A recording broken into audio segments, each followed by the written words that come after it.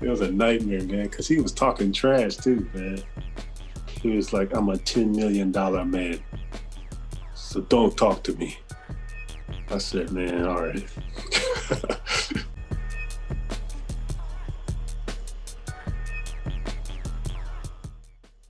Hello, everyone. This is the IKEMAX podcast. Once again, thank you all for being with us today. We had a chance to interview Henderson Sakuragi. He's a well-known player here in Japan, a staple in Japanese basketball, played here for 20 years, won championships. He won All Japan's, multiple-time All-Star. I mean, his accolades speak for themselves. He's like a mentor to me and an older brother, and interviewing him was just a pleasure. Yeah, we really enjoyed having him on. He's a legend and the most respected import player in Japan, but for the American audience, you may remember him as a UCLA Bruin, winning the last championship for UCLA and getting drafted by the Vancouver Grizzlies. He talked about his decision to play in Japan, adjusting to a different culture, becoming a coach, and factors that contribute to his longevity and success. I think it was really awesome getting to talk to him. And I think for younger players out there and just for everyone in general, like you can learn something from the discipline that he approached the game with, how he took care of his body on a daily basis, and how he was able to dedicate himself to something for so long. It was really awesome. Hope you guys enjoy. Thanks for tuning in. Thanks for coming on the show, JR. Thanks for having me. Currently, you're on the women's icings team as part of the coaching staff.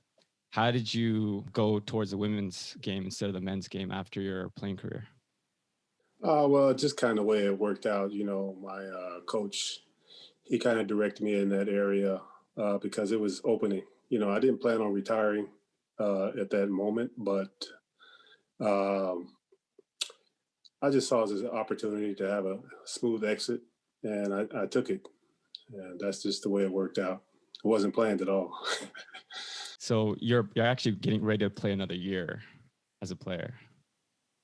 Yeah. I was doing my jump rope sets and, you know, what I normally do, not touch a ball all summer. And it just, I was going in to have a meeting. You know, I have a yearly meeting with my coach and to see what we're going to do for next year. And, you know, and I went into the meeting and it was like a day before he said, you know, I got something to tell you, you know, it's a good opportunity, you know, but we'll talk about it, you know, at the meeting. So I said, oh, okay, you know, but I didn't expect it to be like a GM from another team sitting in there too. Like, you know, so what do you think about this option? And I was like, you know, you could have told me this before I came in here, you know, but that's just the way it worked. And you were just open to it from then on, from that conversation, you were pretty much 100% into the coaching field, ready to just give up your playing career after that? Man, I've been ready, to be honest with you. Yeah. I always found it fascinating how you never touched a ball in the summer. I was wondering if you was going to let that skip or not. Yeah, man, you got to refresh yourself at my age. You know, you got to let it all come back brand new. And I found a way to do it by just not simply touching the ball, you know, because my belief is, you know, my skill is my skill and my gift is my gift. It ain't going to go away if I don't touch the ball the whole summer, you know. So I have belief and faith in that. And, you know, it worked out, you know. I was still giving you buckets every summer. I mean, every year. So that's just the way it worked out. I know how you are, Jan. I know you work out year round, like you're really dedicated to keeping your body in good shape. So what made that switch flip from being like all in on playing to like, you know what, I'm going to go the other way? Oh, man, that's a good question because I'm still not out of that kind of pattern. You know, I don't have a desire to play like on the court, but like my body says, work out at this time still, you know, and do this, do that, eat this way and that way. That's still like there. It hasn't left yet. So I'll keep that. I can let the pain and soreness go. Touching on your longevity, how did you kind of develop that routine? I'm sure it evolved over your time playing, diet, using various technologies, normal tech and all that. Can you touch upon what changed over time? Well, you hit it right on the head. It evolved over the time. It doesn't happen overnight. I spent little by little changing things here and there. But when my wife came, when I got married, she really changed. Like, it was the most drastic change I had since I've been playing, as far as, my eating and stretching and all that.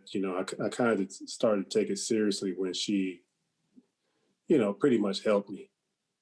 She helped me do those things. And, year by year, you have to add something new, as far as how strict you are, and not missing days of doing certain things like stretching and, rubbing out these knots that'll creep up on you and lock your body up.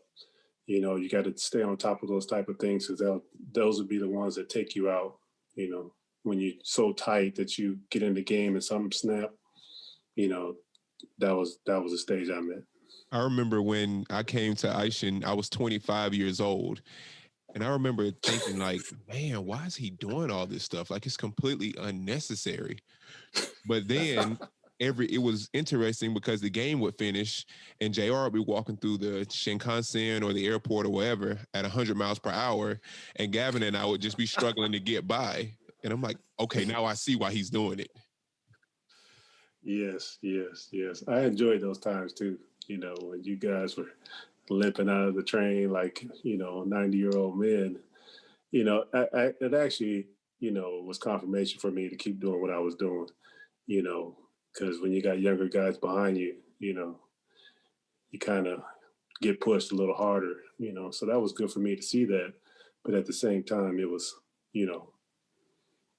But being 25 and seeing how you took care of your body, Jay, like really, really motivated me to start doing the same thing.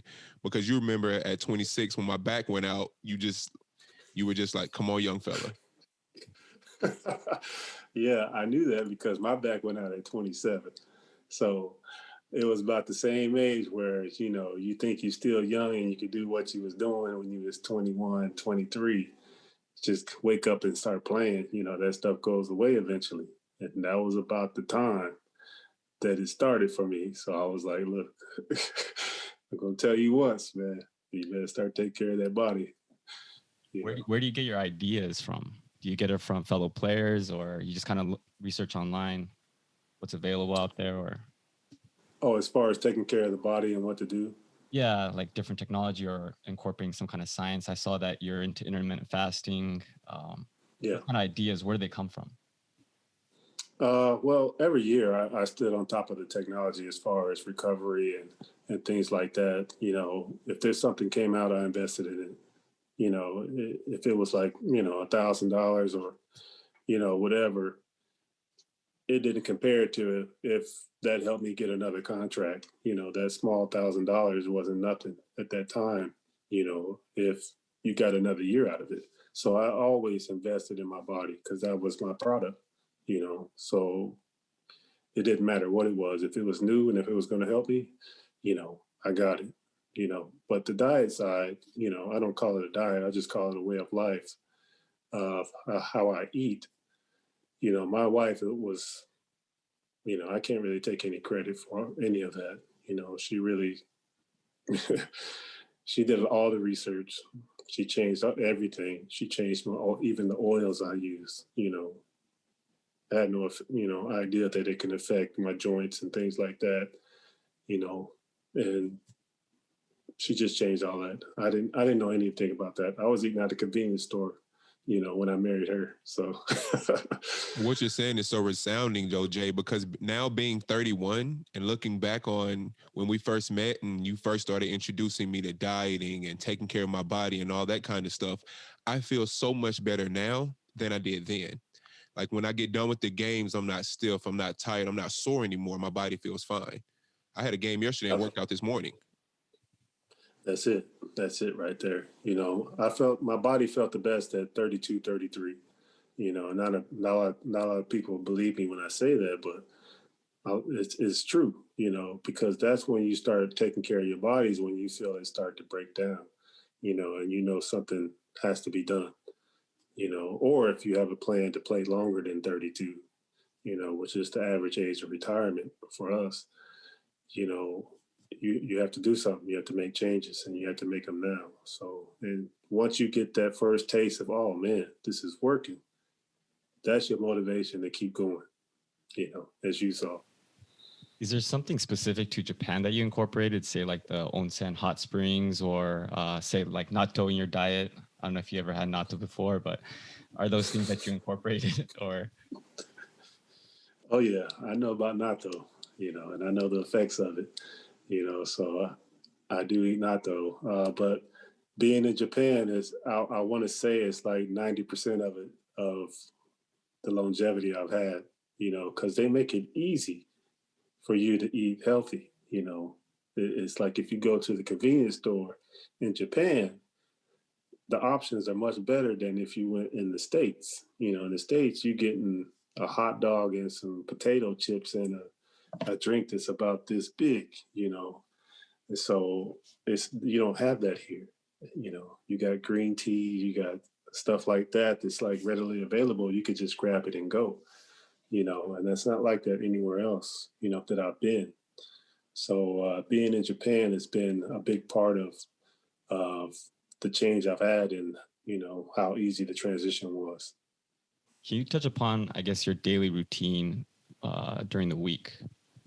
Wake up, stretch, eat, stretch, go to practice, stretch. After practice, trigger point. You about got it, but before my feet hit the floor, man, I'm drinking water, because you spent all that time, getting dehydrated. So that's the first thing I do. And the second thing I do is start the bath. I take a warm bath, to loosen my body up before I even move, and then I go into stretching, Ike. I stretch. Yeah, I stretch, and then, I don't eat anything in the morning except black coffee. I drink black coffee, and that's my breakfast. No, I started off with 16-8, 16 hours fasted and 8 hours window of eating, and I moved to 18-6 and then to 24, 20 hours fasted and 4 hour eating window. But I found the sweet spot as a player was the 18-6. The 24 was hard to manage because of the different playing times and having to practice with not a lot in your system. Sometimes will give you a headache or something like that. But it was just a progressive thing. But then, after practice, I'm eating. I eat right away. I don't know if that's just what I did. I don't know if there's anything behind it or not, but I always ate right after I played, whether it was a game or practice. You practice while you're in a fasted state? Well, I have before, but most of the time I trained when I was in a fasted state. I trained in the mornings, and that sort of worked for me. I had more energy. You'd be surprised that it's kind of the opposite of what people think. You think, well, you haven't eaten and you're not going to have energy to lift those heavy weights, but I always lifted in a fasted state. Yeah, I agree, because I lift now in the morning times before I break my fast, and it actually makes me feel a lot better. Like I wake up every day with energy, and the coaches are like, why are you like this every morning? Well, it's because my body feels good when I wake up. Yeah. You'll find that once you eat, then that's when you'll start to feel a little drained, because your body's is using the energy to digest. So that's kind of like the science of it. And simply put, once you eat, then that's when you're going to start to feel a little different, Can we backpedal for a second, JR? I want to touch on something you said about you stopped taking protein powders and stuff like that and started eating your protein. I still eat my protein now. I learned that from you. Like I no longer take supplements for protein. I get it through my food. And I feel like I've become stronger because of it. Yeah, absolutely. You don't want to, if you could get the real thing, why not? It just takes a lot more work, a lot of more preparation, and things like that. And guys want the easy fix, but that stuff has a lot of, the protein powder has a lot of stuff in it that can actually, irritate your joints and things like that and cause negative effects. Real is always the best. I've never taken anything that wasn't from a natural source. Even if I supplemented, it was always whole food based, just real. Everything was real, nothing processed or fake. Kind of want to go back to your playing career, how you started in Japan after being drafted in the NBA and how you're able to accept the reality of just kind of moving on from the NBA. Can you touch upon how you're able to do that mentally and just being comfortable with your situation with playing overseas? Yeah, it was actually my experience I had when I went to the NBA, coming from a national championship team in college and being led by guys like Ed O'Bannon and just leaders like that who had a lot of passion for the game. We really had passion and had fun playing in college. So when I went to NBA, it was a business, and you could really see it. It was like there was, the passion was not even there I just came from college, and UCLA and, that kind of atmosphere. And then you go to, first of all, I got drafted to the Grizzlies, not a, well-known franchise there, but, I love the city where the team was, so it was too much of a business for me. And, I come from Bakersfield. I'm really slow-paced country boy, so I wasn't after getting rich, so. And for the listeners that may not know, where's Bakersfield?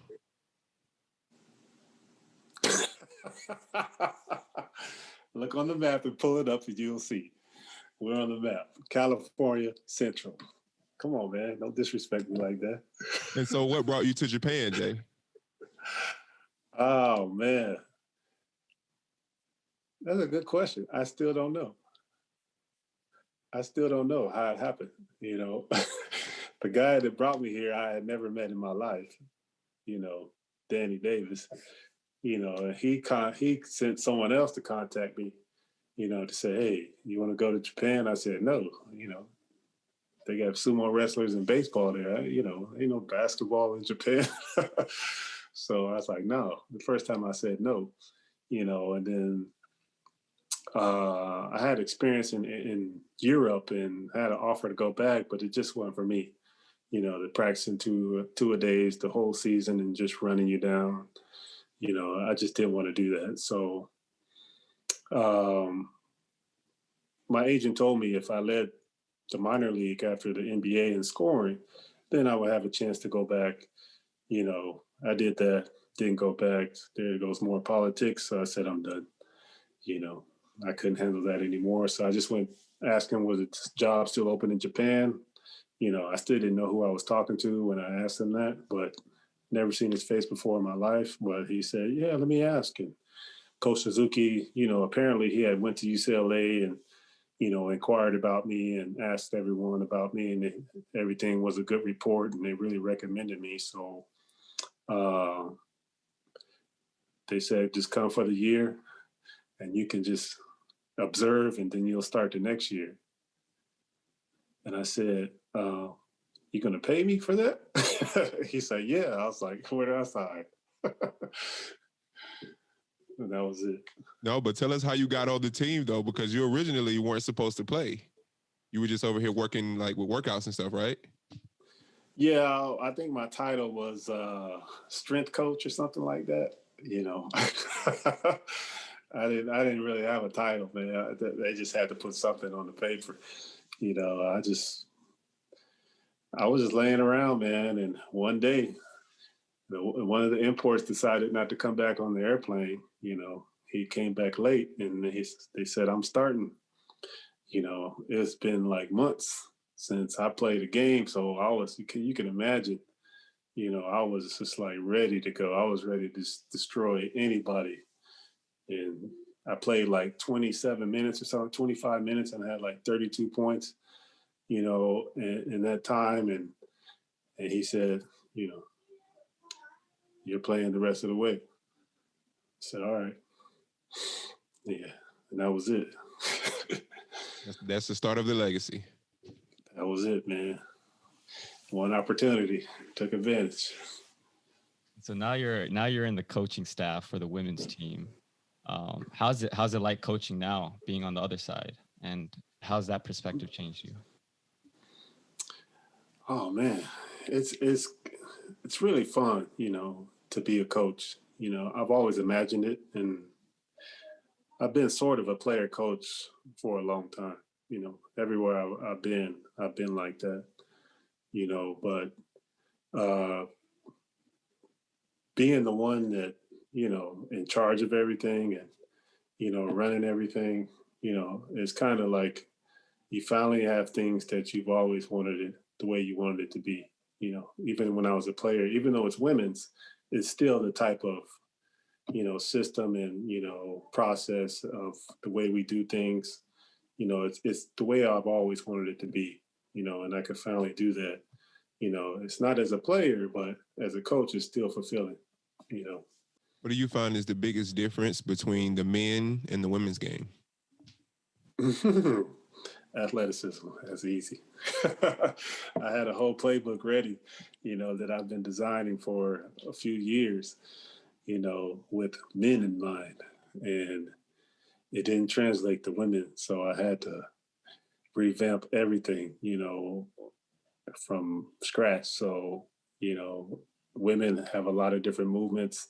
It's a lot of way they make space to get open to shoot. It's the fouls are even different. They don't call. There's just like tons of jump balls. If you ever watched women's basketball, they jump ball a lot. So it's a lot of things to consider. You don't want to have them grouped up too much. Spacing is very important, or they'll just, it'll be a jump ball somehow. So it's very different. What are the biggest influences that shaped your coaching style as it is today? Well, my first coach I had two coaches at UCLA. The first one was Jim Herrick, and I really took to him, because, he was from the South. He was laid back.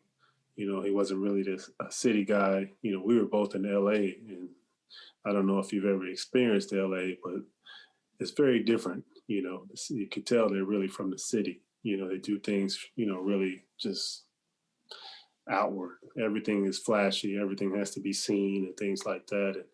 And he wasn't that way. He was nice and calm all the time, no matter if it was a tough situation, the highs and lows, he was always even keel. And I really took to that, and I said, that's what I want to be like if I ever become a coach. And I've always taken to Phil Jackson as well, and his style, his demeanor on the sidelines and on the bench. He never got flustered, because he wasn't out of control. People took it as he was not animated enough or didn't have enough energy on the sideline, but he was actually in control and thinking, through the whole game, and he made moves, throughout the game to help them win, and that's kind of my style.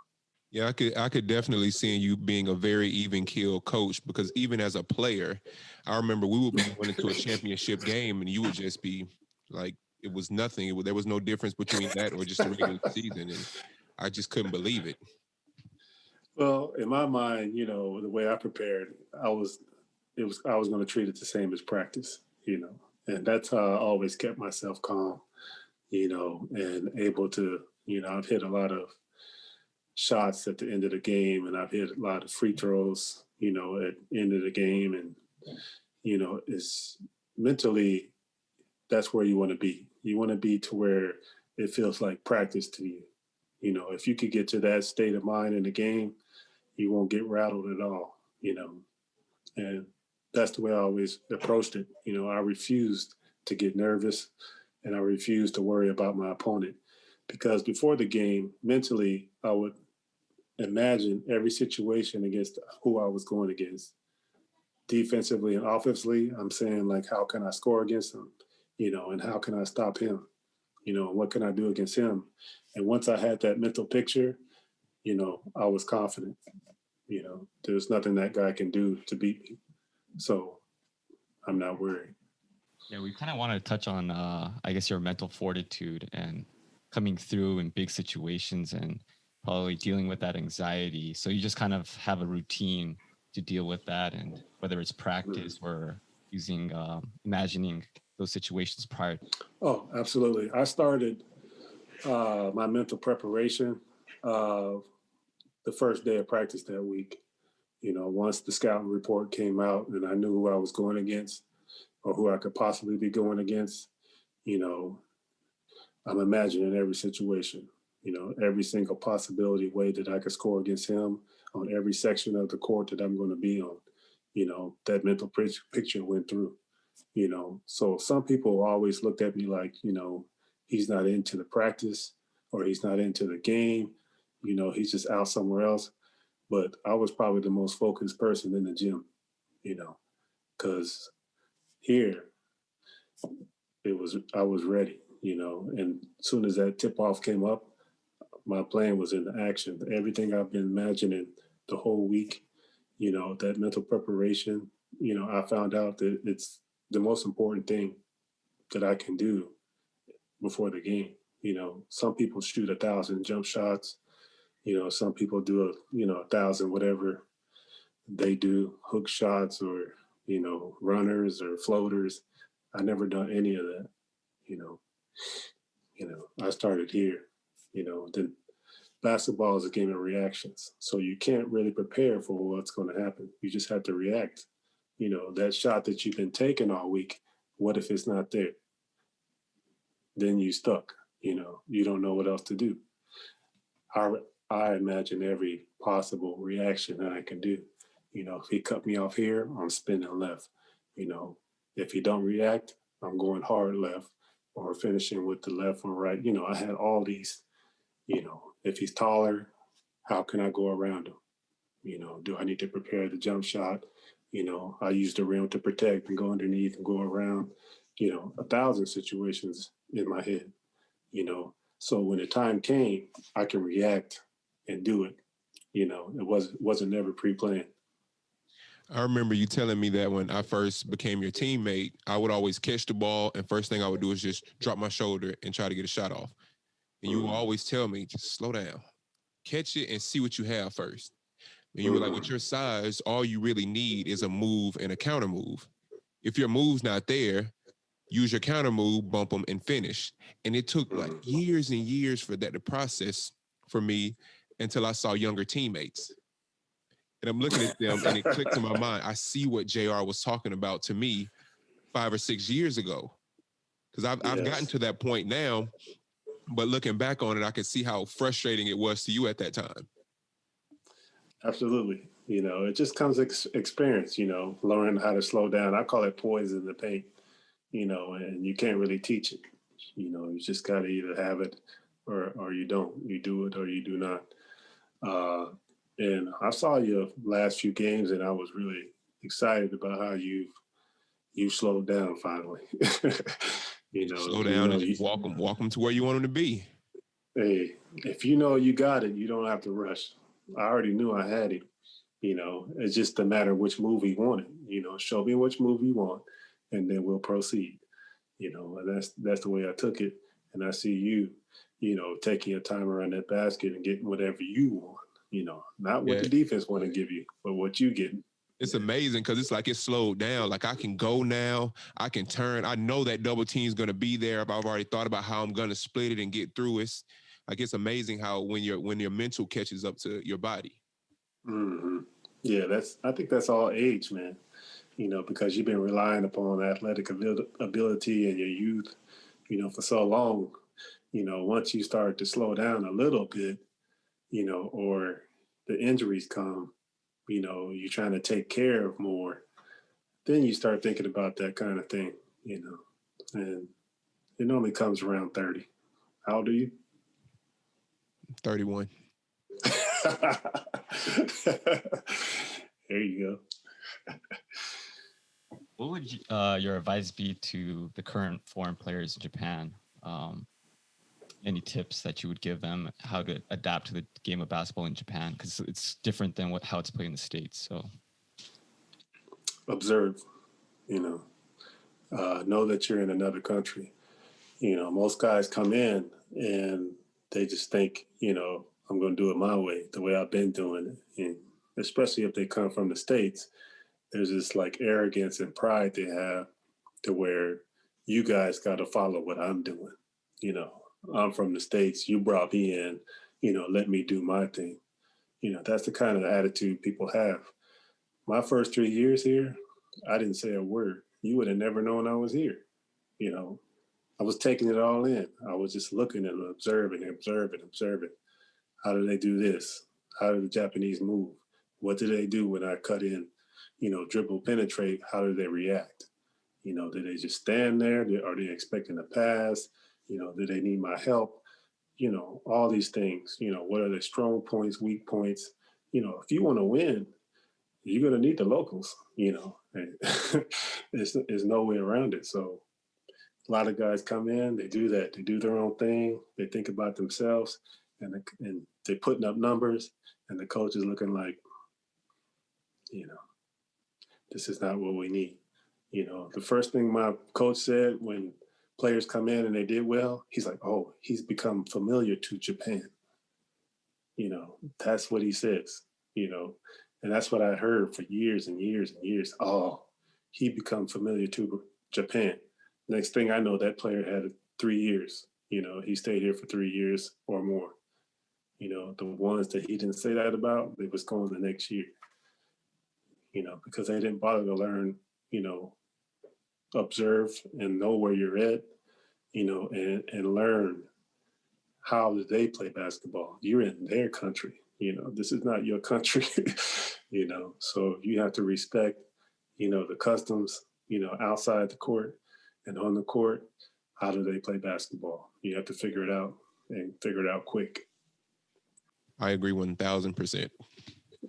That balance between you and understanding the Japanese culture and understanding where your local players are coming from is tremendous in team building, because you have to want to fight for them just as much as they want to fight for you, or you're not going to win. You need them. It's definitely an important aspect of winning out here that I found. My worst season was the year I led the league in scoring. We had an early exit, wasn't even close to the playoffs. And all the Japanese players were butting heads against each other. And I'm like, man, what happened? This was supposed to be my best year. I'm at the top of the league in scoring. I'm like, what's going on? Yeah, you scoring, but the teammates not, it's great for you, but it's just individual accolades, So I found that out the hard way. But we're getting close to the end. We have this section called the Mount Rushmore section of the podcast. And it would be your top 4 most toughest opponents that you faced. You don't have to include me and talk about all those practices where I was just dominant out there. You can talk about 4 other guys. Oh, are we talking about in Japan or just all time? All time. Oh man. Oh man, where do I begin? Because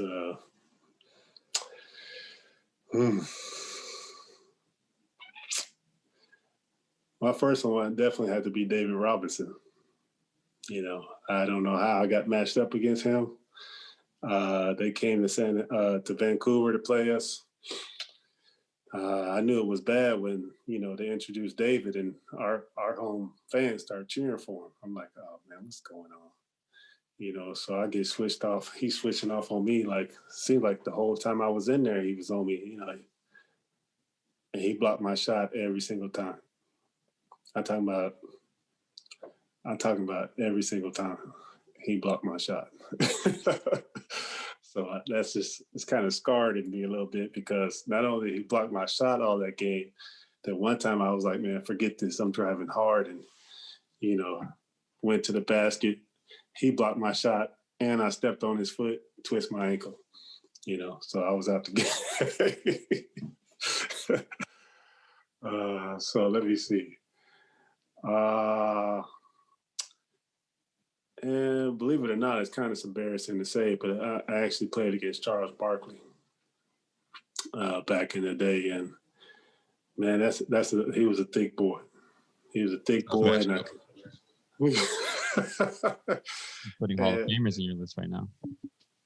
Hey, man, I caught him at the tail end, but I still couldn't beat him. It was just something about you couldn't get through him, and he's not even known as a defender, but I couldn't get through him, at all. So I would have to say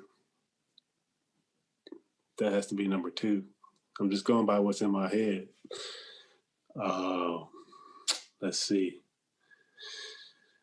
Oh, man. Can I put 2 together at once? Because they was taking turns blocking my shot.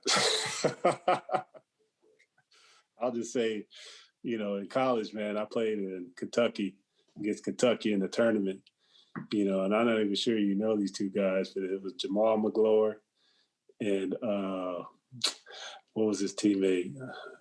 What was his teammate name? No, not Abdul. I can't remember his name now, but it was 2 of them. It was 7-footers on Kentucky back in like 90, I want to say 97 or 90. Yeah, 97, 98. I think Ike was just being born. And they was just fly swatting my shot, and that was right before, it was 98 because it was right before the draft. And my teammate, he got kicked out for, some reason. He was our center. And I had to play center that game. Not only did I get my shot blocked the whole game, but I was drafted as a center off that game. So my stock just went like this right before the draft. So, yeah, that's kind of sketched in my head, too. Can I tell you something funny real quick about your list, though, Jay? If anybody has ever played with you or knows you, they know that you hate getting your shot blocked. So it's funny that 3 out of the 4 was because they were blocking your shots. Well, guess who the last one is? Babit. Oh. Babit was blocking my shot a lot and bothering my shot, a lot. And I just hated playing against him because just like you said, like I was like, man, if he gets my shot, I'll be irritated, Like Ike said, I really throw my shot over the backboard before I let someone block it. I just hated it. I guess it's pride. I don't know, but you're talking about Hashim Thabit, right? Yes. Whose shot did he block more, yours or mine? I didn't want to bring that up, but man, he was treating your shot like volleyball, boy. He got me a couple times, but it seemed like that one game we played, boy, he put your shot on your head one time, didn't he? Hey, I think he blocked me. He might have blocked me max 5 or 6 times in the game. It was ridiculous. It was a nightmare, man, because he was talking trash too, man. He was like, I'm a $10 million man, so don't talk to me. I said, man, all right. Couldn't say nothing, though. I got one more question I want to know is which Japanese player has impressed you the most throughout your career here? Ooh, man, that's a good question. Man, I gotta say my teammate Kanemaru Kosuke, because not only did I see him do some stuff in the game that, I've only seen in the States, but in practice too, I was his shooting partner a lot, and, and he was just like, he would just make like 23s in a row without even like, like just effort, just like throwing it like this, and I never seen anyone shoot like that so consistently. I've never seen him shoot another way besides his natural form. Like he's never broke his form, not once, since I've seen him shoot. No matter how he's fading away or contorting his body, his form is always the same. I mean, yeah. Some of his performances out here are just, I haven't seen it. you know. I've seen some players have one game, you know, that was like, wow. But he's had like multiple. Like, man, especially in Wing Arena, you know, he loves that gym. You know, he gets real comfortable and he'll just run off like 20 straight points. It's just like I said, off balance, you know, floaters, you know, these flip shots that's just like, you know, how did he even release that? You know, Heavily contested. Everyone all over him, you know, shot blockers, you know, speed guys. It didn't matter. Strong guys. He was just like, man, once he locked in, it seemed like it was over, you know. And I've never seen, like, I've seen some great shooters, you know. You know, I've seen Reggie Miller pretty much every summer when I was there, you know, in person. And I can say that Connemara is a top shooter that I've ever seen. You know, he's top 3. I'm going to have to agree. I told Max this a few months ago. That dude is he's 1 or 2 for me I've ever seen. Yeah, I'm talking about face-to-face that I've seen in person. You know, I played against Ray Allen a lot in college and in the pros, you know, and I played against and seen Reggie Miller, you know, in person. So I haven't seen Steph in person. I haven't seen, you know, obviously there's better shooters, but as far as my own eyes, he's top 3. Yeah, I mean, Ike's told me that, and I'm kind of in disbelief. I've seen him, obviously, from the bench. Yeah, I mean, he's shooting off one leg and just fading away, and every time it's just swish. It's incredible. Yeah, but people don't understand, like, he can definitely extend his range. And I've begged him to start doing the Steph Curry and the guys like that, to where, you know, the Damian Lillard, where they're extending their range way out there. I said, Coach K, you need to start doing this, man. You need to try it. You need to bring this to the B.league, you know. And he tries it in the practice, and he's like, and I'm like, man, do it in the game. But he never, you know. I mean, the stuff he does in practice is, you can't even describe it to people. Like, we would play a game to 10, and he would score all the points in the 10-minute span, and it would be unstoppable. And he had this thing with me where I used to try to block his shot. And as he's going up, he would look at me and laugh before shooting a floater right in my face. I enjoyed those moments. Yeah, that was nice. And you would say hand, and I would say mouth. All right. Well, thank you, JR, for coming on. Is there anyone that you would recommend to be on this podcast? Oh, man. Oh, there's a lot of guys I would recommend, but, you know, as far as getting in touch, I would say get the guys with some experience, you know, Ira Brown, you know, you got Michael Parker. Michael Parker would be very interesting to interview. Yeah, he would definitely be entertaining, to say the least. You know, but yeah, Ira Brown, you know, I think will be good to get on this show. You know, he would enjoy this, and I think you guys would enjoy him. So, yeah, that's my recommendations. Thank you. Ike, you want to take us out? All right, JR, once again, thank you for being with us. We really, really do appreciate it. And to everybody out there, this has been the IKEMAX experience. Please like, comment, and subscribe. We'll be available on all platforms. Thank you. Thank you, Jay. Hey, thank you for having me, guys. 日本の方、最後までご視聴いただきありがとうございます。チャンネル登録、高評価よろしくお願いします。